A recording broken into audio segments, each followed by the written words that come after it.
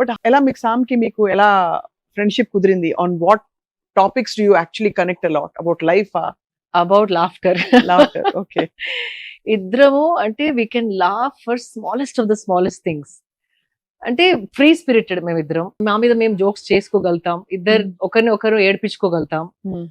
అంటే చాలా బ్యాడ్ గా అంటే ఏదన్నా అనవచ్చు ఇద్దరు. అంటే we can say each other anything. So that is the comfort.